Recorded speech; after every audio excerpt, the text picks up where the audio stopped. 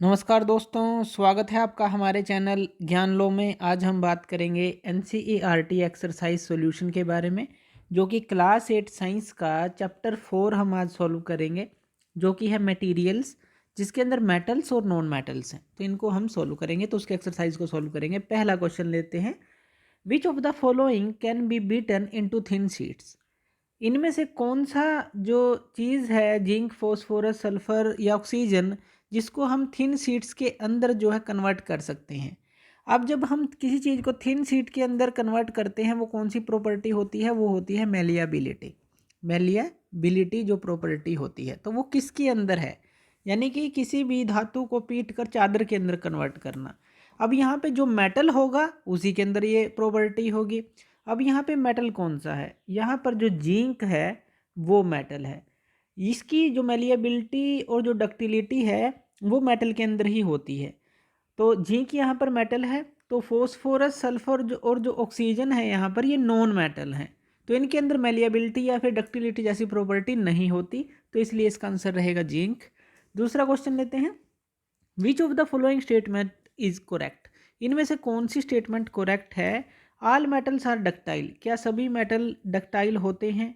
तो ऐसा तो नहीं है, कुछ मेटल जो है डक्टाइल नहीं भी होते। All non metals are ductile. Non metal तो जो होते हैं वो तो डक्टाइल होते ही नहीं, क्योंकि वो टूट जाते हैं। Generally metals are ductile. Generally कह सकते हैं कि मेटल डक्टाइल होते हैं। Some non metals are ductile, ये तो कभी भी नहीं होते, नॉन मेटल कभी भी डक्टाइल नहीं होते, तो इसका आंसर रहेगा जनरली। जनरली कह सकते हैं कि मोस्ट केसेस में मेटल जो है डक्टाइल होते हैं, लेकिन ऑल मेटल्स डक्टाइल ये नहीं कह सकते। तो नेक्स्ट क्वेश्चन लेते हैं, fill in the blanks. Phosphorus is a very dash non metal. जो फोस्फोरस है वो एक नॉन मेटल है, लेकिन ये डैश क्या लिखा गया है यहाँ पे? ये रिएक्टिव होता है। तो ये काफ़ी रिएक्टिव जो होता है फोस्फोरस, तो इसीलिए इसको हम बोलेंगे कि phosphorus is a very reactive non metal. ये हमने चैप्टर में ही पढ़ा था कि ये रिएक्शन कैसे करता है ऑक्सीजन के संपर्क में आते ही, या जो इसको स्टोर कैसे किया जाता है। तो ये रिएक्टिव होता है। सेकंड ले लेते हैं, metals are dash conductor of heat and dash. यहाँ पे दो डैश हैं हमारे पास। मेटल आर, जो मेटल होते हैं वो अच्छे कंडक्टर होते हैं इलेक्ट्रिसिटी के। तो यहाँ पे आएगा metal are good conductor of heat and electricity. Heat के भी और इलेक्ट्रिसिटी के भी, तो गुड कंडक्टर होते हैं। Iron is dash reactive than copper. जो आयरन है वो डैश रिएक्टिव देन कॉपर। तो यहाँ पे क्या आएगा? जो आयरन होता है वो ज़्यादा रिएक्टिव होता है कॉपर से। Metal react with acid to produce dash gas. तो ये भी हमने चैप्टर के अंदर पढ़ा था कि जब मेटल रिएक्ट करते हैं एसिड के साथ, तो वो कौन सी गैस को प्रोड्यूस करते हैं? वो हाइड्रोजन गैस को प्रोड्यूस करते हैं। तो यहाँ आंसर रहेगा हाइड्रोजन। नेक्स्ट ले लेते हैं, जो फोर्थ क्वेश्चन है हमारा, mark T if the statement is true. हमें टी लिखना है अगर स्टेटमेंट ट्रू है, एफ लिखना है अगर स्टेटमेंट फॉल्स है। Generally non metals react with acids. ये कहता है कि जनरली जो नॉन मेटल है क्या रिएक्ट विद एसिड करता है? तो यहाँ पे ये स्टेटमेंट होती है फॉल्स। ये जो है नॉन मेटल्स एसिड के साथ जो है रिएक्ट नहीं करते जनरली, अगर हम बात करें। Sodium is a very reactive metal. अब सोडियम जो है ये बिल्कुल सही है, ये बहुत ही रिएक्टिव मेटल होता है। Copper displaces zinc from zinc sulphate solution. तो यहाँ पर ये भी गलत है, क्योंकि हमने ये पूरी प्रोसेस देखी थी कि जो कॉपर है वो डिस्प्लेस नहीं करता जिंक को जिंक सल्फेट सॉल्यूशन से। ये भी हम चैप्टर के अंदर पढ़ चुके हैं। Coal can be drawn into wires. तो ये भी बिल्कुल गलत है, क्योंकि कोल तो टूट जाएगा अगर हम उसको खींचेंगे, ड्राउन करेंगे वायर्स के अंदर। तो ये भी इसकी गलत ये स्टेटमेंट है। तो इनमें से कौन सी ट्रू है? कि सोडियम जो है वेरी रिएक्टिव है। तो इस तरह से ट्रू एंड फॉल्स जो हैं इसमें से आप चूज़ करेंगे। नेक्स्ट क्वेश्चन लेते हैं, फिफ्थ क्वेश्चन है हमारे पास। अब हमें कुछ प्रॉपर्टी दी गई हैं इसके अंदर, इस टेबल के अंदर, और distinguish between metals and non metals on the basis of these property. अभी जो ये जो प्रॉपर्टी हैं इनके अकॉर्डिंग हमें बताना है कि मेटल और नॉन मेटल किस तरह का बिहेव करते हैं, तो वो हमें बताना है। तो पहले बात कर लेते हैं अपीयरेंस के बारे में। यहाँ पे दी गई है जो अपीयरेंस है, तो जो मेटल होते हैं वो थोड़े लस्टर्स किस्म के होते हैं। लस्ट्रस आप इनको बोलते हैं कि थोड़े चमकीले से किस्म के होते हैं। और जो नॉन मेटल होते हैं ये डल किस्म के होते हैं, यानी कि इनके अंदर इतनी चमक नहीं होती। हार्डनेस की बात करें तो मेटल जो है हार्ड होते हैं। अगर दूसरी प्रॉपर्टी की बात करें तो नॉन मेटल अगर बात करें एज कंपैरिजन टू मेटल ये सॉफ्ट होते हैं थोड़े, तो हार्डनेस में ये आ जाएगा। मेलिएबिलिटी की बात करें तो मेटल्स के अंदर जो मेलिएबिलिटी है वो प्रॉपर्टी पाई जाती है, क्योंकि इनको जो है पीट कर चादरों में कन्वर्ट किया जा सकता है बीट करके, लेकिन नॉन मेटल जो है ये टूट जाते हैं तो इनके अंदर ये प्रॉपर्टी नहीं पाई जाती। डक्टिलिटी के केस में भी सेम है, डक्टिलिटी भी जो मेटल्स हैं उनके अंदर पाई जाती है और नॉन मेटल्स के अंदर वो नहीं पाई जाती। हीट कंडक्शन जो है मेटल के अंदर अच्छी होती है और नॉन मेटल के अंदर ये नहीं होती, इसलिए इसका यूज़ किया जाता है जैसे हैंडल्स बनाने के लिए, प्लास्टिक के जो हमारे फुटवेयर हैं उनके हैंडल बनाने के लिए यूज़ किया जाता है। और आगे आता है कंडक्शन ऑफ इलेक्ट्रिसिटी। अब देखिए मेटल जो होते हैं वो गुड कंडक्टर ऑफ इलेक्ट्रिसिटी होते हैं, हीट के भी और इलेक्ट्रिसिटी के भी, लेकिन जो नॉन मेटल होते हैं ये हमारे बैड कंडक्टर आप कह सकते हैं कि ये बैड कंडक्टर ऑफ इलेक्ट्रिसिटी होते हैं, बहुत ही नेग्लिजिबल या फिर नामात्र जो है आप कह सकते हैं ये कंडक्ट करते हैं हीट और इलेक्ट्रिसिटी को। तो ये जो है इसका आंसर रहेगा। नेक्स्ट क्वेश्चन ले लेते हैं। जो नेक्स्ट क्वेश्चन है हमारे पास 6th question, give reasons for the following. हमें इनके लिए रीज़न देने हैं। Aluminium foil are use to wrap food item. जो एलुमिनियम फॉयल है वो क्यों यूज़ की जाती है फूड आइटम को जो है रैप करने के लिए, आप घरों में भी इसको यूज़ करते होंगे। अब एलुमिनियम की जो प्रॉपर्टी है ये काफ़ी मेलिएबल होती है, आप इसको थिन फॉइल्स के अंदर जो है कन्वर्ट कर सकते हैं, यानी कि पतली पतली शीट्स जो हैं इसकी बना सकते हैं। तो ये जो है फूड आइटम को इसीलिए रैप करने के काम आती है और रिएक्टिव भी नहीं है फूड आइटम के साथ, अगर हम देखें जो हम रैप करेंगे जो भी रिक्वायर्ड चीज़ें हैं। दूसरा, immersion rods for heating liquids are made up of metallic substance. ये कहते हैं कि जो इमर्शन रोड होते हैं जिसके थ्रू हम लिक्विड को हीट करते हैं, जैसे घरों के अंदर पानी को आप गर्म करते हैं मान लीजिए, तो वो जो है मेटलिक सब्सटेंस की क्यों बनी होती हैं, क्योंकि मेटलिक सब्सटेंस क्या है, गुड कंडक्टर होते हैं इलेक्ट्रिसिटी के। ये गुड कंडक्टर्स हैं इलेक्ट्रिसिटी के और हीट के भी। तो हीट एंड इलेक्ट्रिसिटी के तो आपको याद ही रखना है कि हीट एंड इलेक्ट्रिसिटी के ये गुड कंडक्टर हैं, इसके कारण से जो है इन्हीं का यूज़ किया जाता है। नेक्स्ट ले लेते हैं, copper can not displace zinc from its salt solution. अब कॉपर डिस्प्लेस क्यों नहीं करता जिंक को उसके साल्ट सोल्यूशन से, क्योंकि यहाँ पर जो जिंक होता है वो हमारा मोर रिएक्टिव है कॉपर से, तो इसीलिए जो है वो इसको जो है डिस्प्लेस नहीं कर सकता। कॉपर कैन नॉट डिस्प्लेस, ये इसको नहीं कर सकता क्योंकि जिंक जो है ज़्यादा रिएक्टिव होता है कॉपर से। नेक्स्ट क्वेश्चन ले लेते हैं, sodium and potassium are stored in kerosene. जो सोडियम है और जो पोटाशियम है इनको केरोसिन में क्यों स्टोर किया जाता है। अब ये जो है हाईली रिएक्टिव होते हैं, तो इसीलिए जो है इनको हमें स्टोर करने के लिए केरोसिन में इनको रखना पड़ता है। जब ये ऑक्सीजन के कांटेक्ट में आते हैं तो ये जो है फायर कैच कर लेते हैं, तो इसलिए इनको केरोसिन में रखा जाता है, तो इसलिए इनको इसमें स्टोर किया जाता है। नेक्स्ट क्वेश्चन ले लेते हैं। नेक्स्ट क्वेश्चन है हमारे पास, can you store lemon pickle in an aluminium utensil. क्या आप जो अचार है, नींबू का अचार है, उसको एल्युमिनियम यूटेंसिल में आप रख सकते हैं। अब देखिए पिकल क्या है, पिकल एक एसिडिक है, जो आप जो है टेस्ट से भी इसको बता सकते हैं, जैसे कि हमने चैप्टर में पढ़ा था कि एसिड कौन कौन से होते हैं अकॉर्डिंग टू टेस्ट। तो पिकल जो है वो हमारा एक एसिड की तरह आप कह सकते हैं कि जो एसिडिक है और ये रिएक्ट करेगा एल्युमिनियम मेटल के साथ, और क्या बनाएगा, अगर ये इससे रिएक्ट करता है, अब ये एसिडिक है, एल्युमिनियम के साथ रिएक्ट करके ये हमारा साल्ट और हाइड्रोजन बनाएगा। जैसे कि हमने बात की थी मेटल के साथ अगर एसिड कोई रिएक्ट करे तो हाइड्रोजन गैस निकलती है, तो मैं जो ये साल्ट प्लस एक हाइड्रोजन बनाएगा। तो ये जो पिकल है हम उसको एल्युमिनियम यूटेंसिल के अंदर स्टोर नहीं कर सकते, सीधा सा आंसर है नो, क्योंकि ये एसिडिक नेचर का है। एसिडिक नेचर मेटल के साथ जो है रिएक्ट करेगी, हाइड्रोजन प्लस कुछ साल्ट प्रोड्यूस करेगी, तो इसको जो है हम इसमें स्टोर नहीं कर सकते। नेक्स्ट क्वेश्चन लेते हैं, इसके अंदर हमें मैच करना है कॉलम ए को विद कॉलम बी। तो यहाँ पे गोल्ड दिया गया है, आयरन, एल्युमिनियम, कार्बन, कॉपर और मरकरी, हमने 1 2 3 4 5 6 इस पे लिख लिया है। तो इसको जो है साइड में जो बी कॉलम दिया है इसके साथ मैच करना है। अब गोल्ड किस लिए यूज़ किया जाता है, इसमें से अगर हम देखें तो गोल्ड यूज़ किया जाता है ज्वेलरी के लिए, तो उसकी ज्वेलरी आपको पता है कि गोल्ड की ज्वेलरी बनाई जाती है। दूसरा दिया गया है आयरन। तो आयरन का यूज़ किस लिए किया जाता है? आयरन का यूज़ किया जाता है मशीन्स को बनाने के लिए।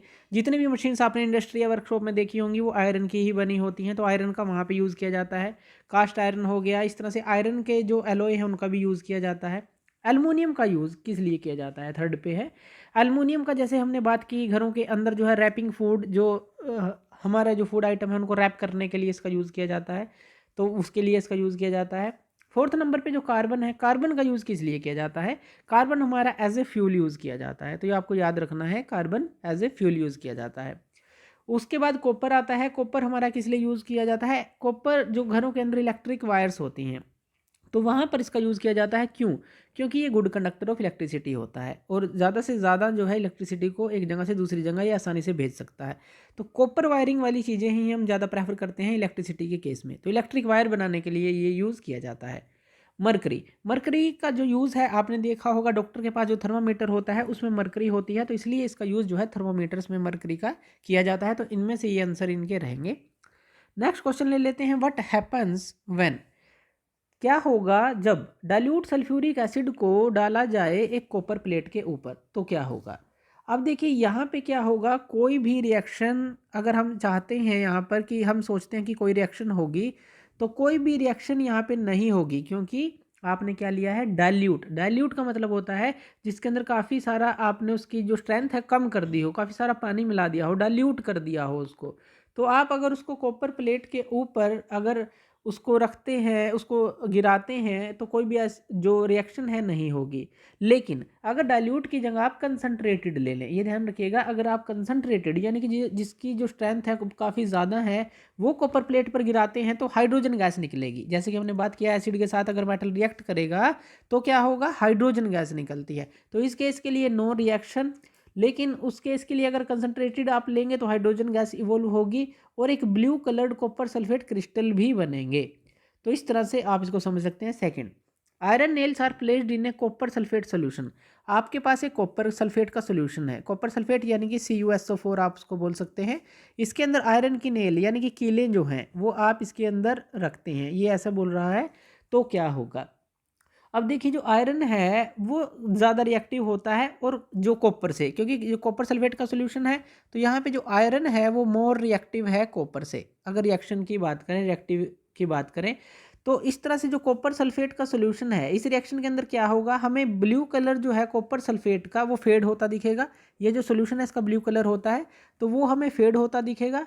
और जो कॉपर का डिपोजिशन है आयरन नेल के ऊपर आपको दिखेगा, यानी कि जो कील है और उसके ऊपर कॉपर जमा होना स्टार्ट हो जाएगा, कॉपर की एक परत जो है जमा होनी उसके ऊपर स्टार्ट हो जाएगी।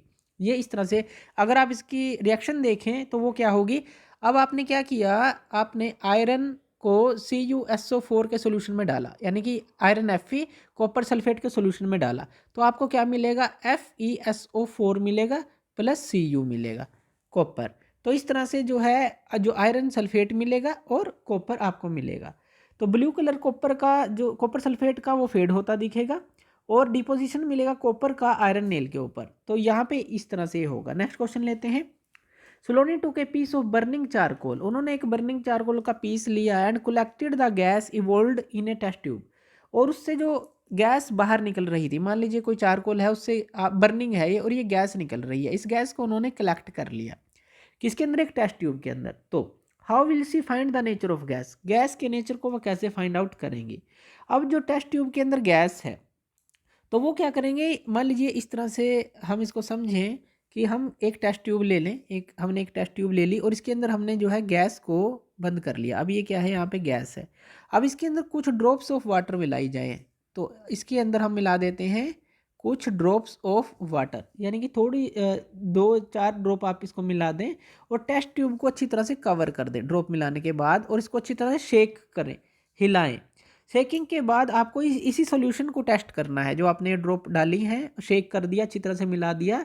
अब इसको आप ब्लू लिटमस पेपर के थ्रू चेक करेंगे, ब्लू लिटमस पेपर का आप यूज़ करेंगे।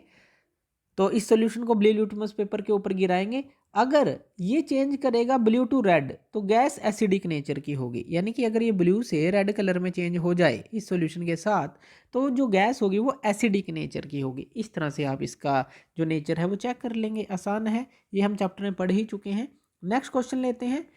कि write down word equation of all the reactions taking place in this process. हमें जो है रिएक्शन जो लिखनी है, जो कि राइट डाउन वर्ड इक्वेशन लिखनी है all the reaction taking place in this process के अंदर जो भी रिएक्शंस हुई हैं उसके बारे में। अब हमने जो ऊपर इक्वेशन जो पढ़ी, यानी कि जो रिएक्शन पढ़ी, उसके अंदर क्या था, चारकोल था हमारे पास। तो चारकोल था, चारकोल यानी कि चारकोल को आप कह सकते हैं कि हमारे पास कार्बन है एक तरह से। तो कार्बन होता है उसके अंदर, प्लस जो ऑक्सीजन है O2। तो इसके साथ ये रिएक्शन करेगा CO2, हमारे पास गैस बनेगी, CO2 गैस बनेगी। यानी कि ये जो गैस है वो बनेगी, जैसे कि हमने ऊपर देखा। तो हमने इसको इस तरह से हम इसको शो कर सकते हैं C+O2 और CO2 जो गैस बनेगी, जो हमने अभी ऊपर जो ये देखा कि how will see find the nature of gas, जो कि हमने यहाँ पे बर्निंग चारकोल लिया था, इसके जलने से जो गैस इवॉल्व हो रही थी। तो यहाँ पे चारकोल में कार्बन है और कार्बन ऑक्सीजन के कॉन्टैक्ट में आएगा तो CO2 बनेगी। तो इस तरह से ये दिखाया गया है कि ये जो CO2 गैस का हमने टेस्ट किया है। तो इस तरह से आप उसको टेस्ट कर सकते हैं और ये रिएक्शन लिख सकते हैं। One day Rita want to a jeweller, वो एक ज्वेलर पे गई और उन्होंने अपनी मदर के लिए शॉपिंग की। Her mother gave an old gold jewellery, यानी कि उनकी माँ ने उसको एक ओल्ड पुरानी गोल्ड ज्वेलरी दी, यानी कि कोई भी चीज़ दे दी उनको गोल्ड की बनी हुई, to the goldsmith to polish, ताकि वो उसको पॉलिश करवा के ला सके ज्वेलर से।